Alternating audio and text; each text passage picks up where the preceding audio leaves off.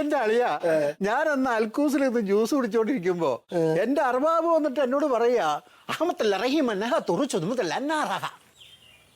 എന്തിനാ അറബി ഇത്രയും തെറി എന്നെ വിളിച്ചത്? തെറിയല്ല. അയ്യോ, അളിയൻ അറബി അറിയില്ലല്ലോ. അറബി പറയാ, രമണൻ സാറിന്റെ കാർ എനിക്കൊന്ന് തരാമോ, എയർപോർട്ടിലാക്കിയതിന് ശേഷം ഞാനത് കൊണ്ടുപോക്കോട്ടേന്ന്. ഞാനപ്പോ തന്നെ കീ വിളിക്ക് കൊടുത്തിട്ട് ഞാൻ ഫ്ലൈറ്റിൽ കയറി ഇഞ്ഞു പോകുന്നു. എടാ, നീ എന്തിനാ കീ കൊടുത്തത്? ആ കാർ കൊടുത്തോണ്ട് ഇങ്ങ് പോകാൻ പോരായിരുന്നോ? അവിടെ നിന്ന് കാർ ഓടിച്ചവരെ എന്റെ തലയ്ക്കെന്താ ഓളമാണോ ഈ അളിയൻ്റെ? എന്താ പോന്നെ, ഇപ്പോഴും ഇതുപോലെയൊക്കെ തന്നെയല്ലേ? അല്ല, ബാക്കിയുള്ളവരൊക്കെ എന്തി കണ്ടില്ലല്ലോ? ഇവിടെ ഉണ്ടായിരുന്നു. പങ്കി എന്താ പിങ്കി അല്ല, പങ്കി നിന്റെ കാര്യം വന്നപ്പോ തന്നെ ഞാൻ തിരക്കിയായിരുന്നു. ഓ, എപ്പോ തിരക്കി? അല്ല, ഞാൻ കേട്ടില്ലല്ലോ. അല്ല, മനസ്സിൽ ഓർത്തിരുന്നു, അപ്പൊ തന്നെ വന്നല്ലോ. അല്ല, എവിടെയെങ്കിലും യാത്ര പോണതിന്റെ ഇടയ്ക്ക് ഇങ്ങോട്ടായിട്ട് തന്നെ വന്നത്. അതെയോ? അത് ശരി. ഞാൻ കഴിഞ്ഞ പ്രാവശ്യം വന്നപ്പോ ഇവരായിട്ട് കാര്യം സംസാരിച്ചിരുന്നു. അറിഞ്ഞോ? അതങ്ങോട്ട് ഉറപ്പിക്കാമെന്ന് വിചാരിച്ചിട്ട് വന്നതാണ്. പിന്നെ ആരതൊക്കെ ഈ കാര്യം താല്പര്യ? എനിക്കും താല്പര്യമില്ലായ്മ കുറവില്ല. അല്ല, താല്പര്യ. പിന്നെ പങ്കിക്കറിയാലോ, എന്റെ ഇപ്പോഴത്തെ നിലയും വിലയും വെച്ച് നോക്കുമ്പോ ആരതിയെ കെട്ടാൻ ഞാനിങ്ങനെ കഴിഞ്ഞൊടിച്ച 100 ചെക്കന്മാർ ക്യൂ നിൽക്കും. പിന്നെ ഒരു പ്രശ്നമുള്ളത്, പെണ്ണിന് ഇത്തിരി പ്രായ കൂടുതലുണ്ട്. അതൊരു പ്രശ്നമാണോ? അല്ല, ഇവിടുത്തെ ചെക്കനും പ്രായ കൂടുതലുണ്ടല്ലോ, അത് പ്രശ്നമാണോ? അതെ അതെ, ഇപ്പൊ രണ്ടുപേരുടെയും പ്രായം കൂട്ടിയിട്ടൊന്നും ആൾക്കാർ പറയില്ലല്ലോ. പിന്നെ കേട്ടോ രമണ, വേറൊരു കാര്യം പറയാനുള്ളത്. ബലരാമേട്ടാ, ഒന്ന് അകത്തോട്ട് വരുമോ? ഒരു കാര്യം പറയാനാ. രമണ, ഞാൻ ചായ എടുക്കാം. പങ്കി, നീ സംസാരിക്കും. അല്ല, ഇപ്പോഴും അളിയൻ തന്നെയാണ് ഇവിടെ ചായ എടുക്കുന്നത്.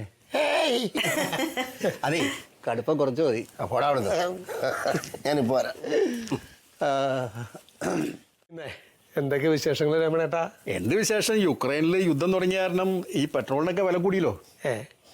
അല്ല പങ്കി, നീ ഈ പാർട്ടി പ്രവർത്തനത്തിന് ഈ ആൾക്കാരെയും കൊണ്ട് പോയി ഈ വണ്ടിക്കാശും കൊടുത്ത് ബിരിയാണിയൊക്കെ മേടിച്ചു കൊടുത്ത് നിനക്ക് വല്ലതും ദുട്ട് തടയോ? ഇതൊക്കെ ആളുകൾ വെറുതെ പറഞ്ഞുണ്ടാക്കണതല്ലേ, അങ്ങനെയൊന്നുമില്ല. അല്ല, ഇതിലൊക്കെ പോയാൽ നിനക്ക് വല്ല പണിക്ക് പോയിക്കൂടെ? അല്ല, ഇതിപ്പോ നമ്മളെല്ലാവരും പണിക്ക് പോയിട്ട് കുടുംബം മാത്രം നോക്കിയാൽ നമുക്ക് ജനസേവനത്തിന് ആരെങ്കിലൊക്കെ വേണ്ടേ? അപ്പൊ ഒരു ഭാവി പ്രധാനമന്ത്രി എന്റെ മുമ്പിൽ ഇരിക്കണേ.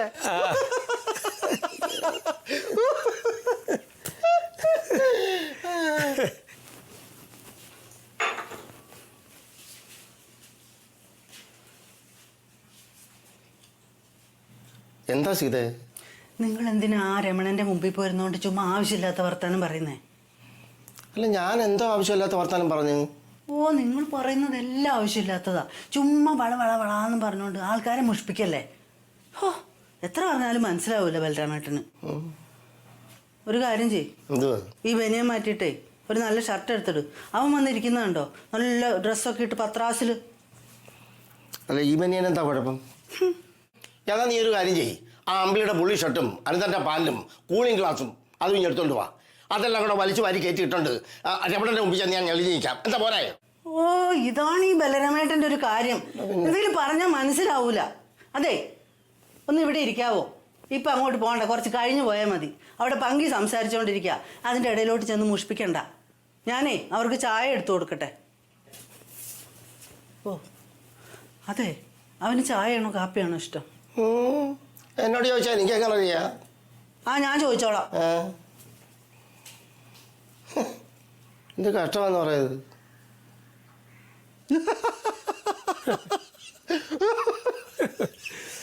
പങ്കി, ഞാൻ പറഞ്ഞു വന്നതെന്ന് പറയുമ്പോ എനിക്ക് അന്ന് ലീവ് വേണം.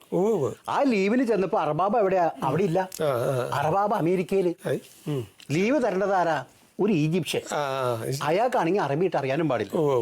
ഞാൻ ധൈര്യസമേതം ഒറ്റ ചെല്ലലാണ്. എന്നിട്ട് പറഞ്ഞു, അഹമ്മത്തുള്ള റഹീം കുത്തിത്ത. എന്ത് കുത്തിത്താന്ന്? നിനക്ക് സൗകര്യപ്പെടുമെങ്കിൽ ലീവ് കുത്തിത്തരാൻ. ഇല്ലെങ്കിൽ ഞാൻ രാജിവെക്കും. ഞാൻ രാജിവെച്ച അവിടെ പണി പാടില്ലേ? അറബിയുടെ ഒറ്റ ബിസിനസ് നടക്കില്ല. പിന്നെ ഞാൻ കാണുന്നത് എന്റെ പൊന്നു പങ്കി ഗുരുവായൂർ അമ്പലത്തില് ശയനപ്രദർശനം കിടക്കുന്നത് പോലെ ഇയാൾ ഒറ്റ വീഴ്ചയാണ്. രമൺജി പോവരുതെന്ന്. ഹിന്ദിയില് ആര്? മജീഷ്യൻ. ഈജിപ്ഷ്യൻ അല്ലേ? അതെ അതെ, ഈജിപ്ഷ്യൻ. അന്ന് അയാൾക്കടെ കിടപ്പ് കണ്ടിട്ടുണ്ടല്ല, എനിക്ക് ഇപ്പോഴും ഓർക്കുമ്പോ ഒടുക്കത്തെ ചിരി വരും. എന്തൊരു പാവപ്പെട്ട കിടക്കലായിരുന്നു. അയ്യോ, ഒന്നും ചെയ്യലില്ല, ഒക്കെ നഷ്ടാണേ. അളിയോ, ഓ ഈ തെങ്ങിന്റെ മണ്ടേ കളിയന്റെ തലമാതിരി ആയാലും ഒന്നുമില്ലല്ലോ. ശല്യം ഉണ്ടളിയാ. അതെ, ഈ തെങ്ങ് വെട്ടിക്കളഞ്ഞിട്ടേ 5-6 ഈന്തപ്പനാണ് മേടിച്ചു നോക്കി, നല്ല ലാഭം കിട്ടും. ഞാൻ പറഞ്ഞത് അച്ഛനോട്. ആരോട്? ഇന്നലെ കൂടെ പറഞ്ഞതേ പശുവൊക്കില്ലേ? പശുണ്ട്, 2 അതെ, അതിന്റെ കൂട്ടത്തില് 2 ഒട്ടകത്തിന് വേണ്ടി മേടിച്ചു വളർത്ത്. അതിന്റെ കാര്യം ഞാൻ ഇന്നലെ പറഞ്ഞില്ല. പറഞ്ഞായിരുന്നു. പറഞ്ഞാ പറഞ്ഞല്ലേ? പങ്കി ഇവൻ പകല് പഠിച്ചിട്ടെന്ന് തോന്നണേ. ഞാൻ വെറുതെ 2 സാധനം ഇട്ട് നോക്കി, അവനാവുമ്പോ കയറി പിടിച്ചു. ഞാൻ പറഞ്ഞില്ല, ഞാൻ ആലോചിച്ചിട്ട് മതി. തമാശ വല്ലോ അന്നോളിയാ, ഞങ്ങളോട് കേക്കട്ടെ. ഞാൻ അളിയന്റെ ഡ്രസ്സിന്റെ കാര്യം പറഞ്ഞതാ. ഞാനൊക്കെ വീട്ടിൽ എപ്പോഴും അറബികളുടെ കന്തൂരി ഇട്ടുണ്ട് നടക്കണേ. തന്തൂരി? തന്തൂരി അല്ല അളിയാ, ഈ ലോഹ. ഓ ശരി. അളിയന് പറഞ്ഞാൽ ഞാൻ കൊണ്ടുവന്നിട്ടുണ്ട്, തരാം. അതാവുമ്പോ കൊതുക് കടിക്കൂല. അതിനിടണ അല്ലേ? ശരി. അല്ല, ഇനി പോണില്ലേ? പെങ്ങള് ചായ കൊണ്ടുവരാന്ന് പറഞ്ഞു. അല്ല, അത് മതി. അല്ല, ഗൾഫിലേക്ക് പോണില്ലേ ചോദിക്കാം. ഗൾഫിലേക്ക് പോകണ്ട്. അറബിക്ക് വയ്യ. അയ്യോ, എന്ത് പറ്റി? തലകർക്കം ഛർദി, അത് കഴിഞ്ഞിട്ട് പോവാന്ന് വിചാരിച്ചു. അല്ല, അനന്തരം ഇപ്പൊ ജോലിക്ക് പോകണ്ടേ? പോണം, ജോലിക്ക് പോകുന്നുണ്ടല്ലോ. ഇതിപ്പോ എന്താ വെച്ചാൽ ഈ ഫീൽഡിലെ വർക്കാണേ. അതിപ്പോ 4 ദിവസം പണി 2 ദിവസം കൊണ്ട് ചെയ്ത് കഴിഞ്ഞാൽ പിന്നെ 2 ദിവസം വീട്ടിലിരിക്കാം. അപ്പൊ ഈ കലാപരിപാടികൾക്കൊക്കെ സമയം കിട്ടുമല്ലേ മൊത്തത്തില്, അല്ലേ? അതെ.